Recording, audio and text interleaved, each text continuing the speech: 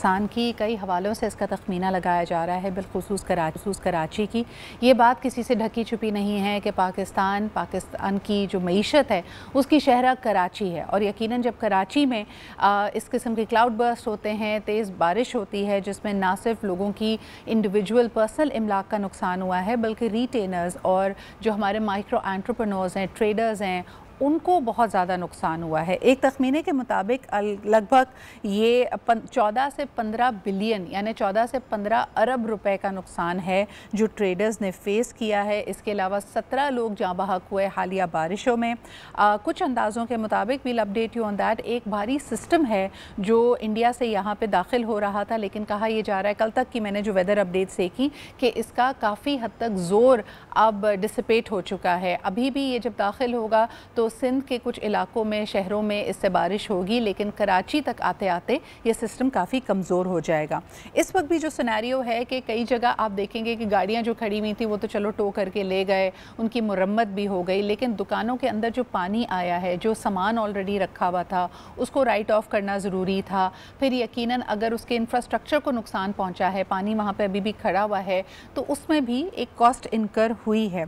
हमारे साथ इस वक्त मौजूद हैं the president of all Pakistan Anjuman Tajiran Sindh जनाब जावेद कुरैशी साहब। जानते हैं कि इस वक्त ट्रेडर्स की हैंड होल्डिंग के लिए, उनकी इमदाद के लिए हुकूमत ने क्या कोई ऐलानात किए हैं, उनका पेन पॉइंट क्या है। Let's try and understand that. अस्सलाम वालेकुम जावेद साहब।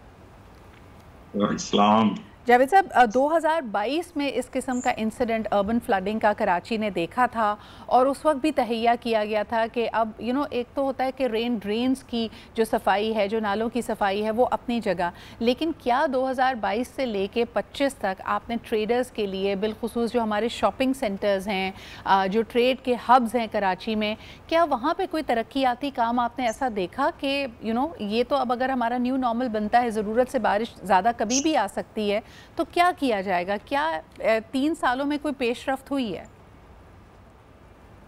शुक्रिया सिद्रा आपका। सबसे पहले आपने ताजिर बिरादरी का मौक़िफ़ जानने के लिए आपके चैनल ने टाइम दिया। देखें, हमारी बदकिस्मती है बिलखुसूस इस सूबे और कराची की, ये सूरत हाल पहली बार नहीं हुई। बारिशें अचानक नहीं आई, हर चीज की पहले से फोरकास्ट थी कि इस किस्म का बारिशों का एक स्पेल आएगा।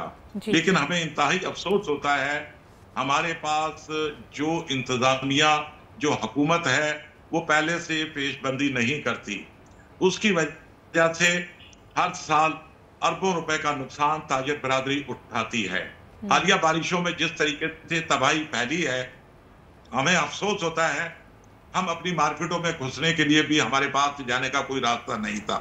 सही। लेकिन दूसरी तरफ मेयर कराची साहब और सिंध हुकूमत बहुत दावे करती है, लेकिन हकीकत उसके बरक्स है।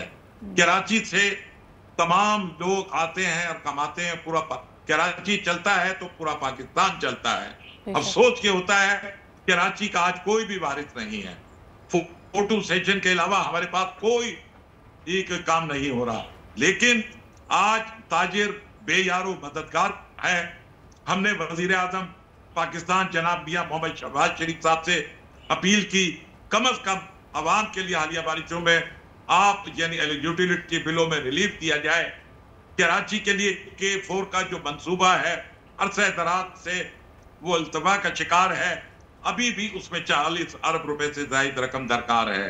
आज तक कराची के अंदर ना पानी है, ना रोड है, न कोई बिजली है, साहब, ये आपने दिल की बात की है हर कराचीआइट की, लेकिन बिलखुसूस अगर मैं ताजिरों की बात करूं, गुज़िश्ता 2-3 सालों से तो हम खुद कवर कर रहे हैं। हमने देखा कि बढ़ती हुई महंगाई की वजह से आपके यहाँ डिमांड, आपके यहाँ जो लोगों की परचेजिंग पावर है यकीनन कम हुई, तो आपकी बिक्री भी कम हुई। आपको एक वो चैलेंज भी सामने था। फिर दूसरी तरह जब हम IMF प्रोग्राम में गए तो एक दफ़ा फिर टैक्स बढ़ाने की बात की। इनडायरेक्ट टैक्सेस तो बड़े नए सेल्स टैक्सेस आपके ऊपर लगे। फिर इसके अलावा पूरे पाकिस्तान में, पूरे कराची में हमने देखा कि सेल्स टैक्स है, इनडायरेक्ट टैक्सेस में आपका सिंध रेवेन्यू बोर्ड है। और बड़ी हैरत की बात यह है कि इस साल के आखिर में भी हमें कहा गया कि सिंध रेवेन्यू बोर्ड ने भी और FBR ने भी तकरीबन 30% ज़्यादा टैक्स कलेक्ट किया है।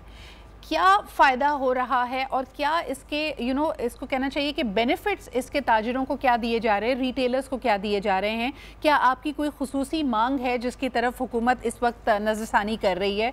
इसके बारे में हमें कुछ बताइए। देखिए सिद्रा, आपने बहुत जबरदस्त बात कही। टैक्सों की भरमार है, कलेक्शन ज्यादा हो रही है टैक्सों की, लेकिन ताजिर बिरादरी के लिए हुकूमत के पास देने को एक थैला भी नहीं है। ना हम ये चाहते हैं कि आप कम अज कम इस शहर से इतना बड़ा जो है टैक्स कलेक्शन जो कर रहे हैं उसके बदले हमें कुछ तो आप दें। 17 अमवात हुई हैं इन बारिशों में, हमारे पास सेल नहीं है। आप यकीन करें, जो लोगों ने चेक दिए हुए वो बाउंस हो गए। हम भीख नहीं मांगते हुकूमत से, हम अल्हम्दुलिल्लाह अपना कारोबार खुद चलाने की सलाहियत रखते हैं, लेकिन हुकूमत कम अज कम जो जरूरियात जिंदगी जो हुकूमत के जिम्मे है, हमें बिजली, पानी, रोड, ये तो हमें दे दे। आज भी हमारी मार्केटों में पानी खड़ा हुआ है।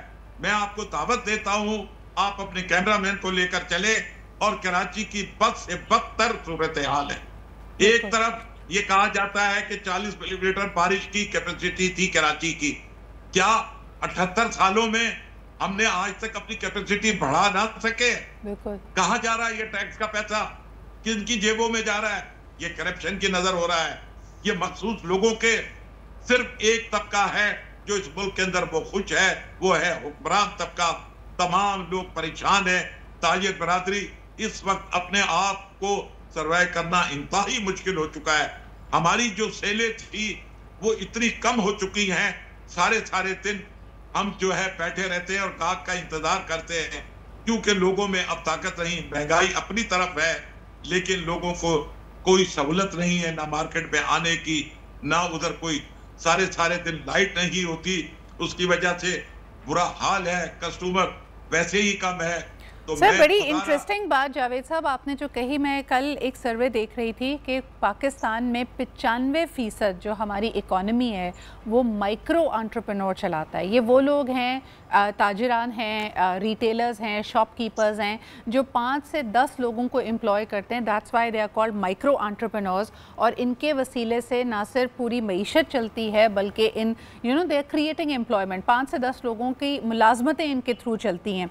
मुझे ये बताइए कि ये जो 17 अमवात की बात की गई है, आपकी इमलाक को, यानी सिर्फ दुकानों को और दुकानों के इर्द गिर्द जो दुकानों में जो सामान ऑलरेडी मौजूद था, चाहे वो खाने पीने का सामान हो, इलेक्ट्रॉनिक्स आइटम हो, इसका तखमीना अगर ये 14 से 15 अरब लगाया जा रहा है, तो इसका कोई वाली वारिस है? आप लोगों के पास कोई इंश्योरेंस प्लान है? क्या हुकूमत ने किसी किस्म की हैंड होल्डिंग की कोई अनाउंसमेंट की है? नहीं सिद्रा, किसी किस्म की कुछ नहीं की। ये जो अरबों रुपए का जो ताजिरों का जो नुकसान हुआ है, ये खुद उन्हें बर्दाश्त करना पड़ेगा। कोई इस किस्म की कोई पॉलिसी नहीं थी जो कि इंश्योर्ड हो। लेकिन हम तो ये चाहते हैं, ये नुकसान किन की वजह से हुआ? उन लोगों की वजह से हुआ। कराची के लिए कोई मास्टर प्लान नहीं है। आप जिस इलाके में आप चले जाएं, आई चुंदरी आपका रोड डूबा हुआ था, आपका ओल्ड सिटी एरिया डूबा हुआ था, आपका शायरा फैसल जो कराची की सबसे बड़ी शायरा है वो डूबी हुई थी, नॉर्थ नाजमाबाद डूबा हुआ था, कौन सा इलाका था, मलीर डूबा हुआ था। आज तक हम बेयारो मददगार हैं। हम सिर्फ एक ज़ात है जो अल्लाह ताला की, उसकी उम्मीद पर हम अपना काम कर रहे हैं, और हमें यकीन है कि अल्लाह ताला हमारे लिए बेहतर। और यहाँ पे ये जावेद साहब बहुत बहुत शुक्रिया हमारे साथ मौजूद होने के लिए। अल्लाह ताला कोई राहत करे, लेकिन बतौर अंजुमन ये आप लोगों की जिम्मेदारी होगी कि हमने तो मीडिया के तहत we have given you our platform, but please हम कहेंगे कि initiate conversation with the policy makers. Sindh हुकूमत से इस हवाले से बात ज़रूर होनी चाहिए, ताजिरों की आवाज़ वहाँ तक पहुँचनी चाहिए। बिकॉज रिमेंबर, एक तो नंबर 1 कि ये मईशत की शहरग है, दूसरा ये कि अगर आप देखें कराची शहर में इस वक्त, चाहे वो घर हो या दुकान हो, चाहे कोई शॉपिंग मॉल हो, कोई ऑफिस हो, किराए पूरे पाकिस्तान से सबसे ज़्यादा हैं। हम एक सर्विसेज मॉडल पे नहीं जा सकते। हमारे लिए ये ताजिर बैकबोन है पाकिस्तान जैसी इकॉनमी, पाकिस्तान जैसी पॉपुलेशन के लिए। तो खुदारा इनको पूरी तरह इनकी कमर टूटने ना दें, इनके लिए कुछ कोई तरीक़ेकार बनाएं, कोई सिनेरियो होना चाहिए ताकि इनके इस गम का, इस दुख का मदावा हो सके।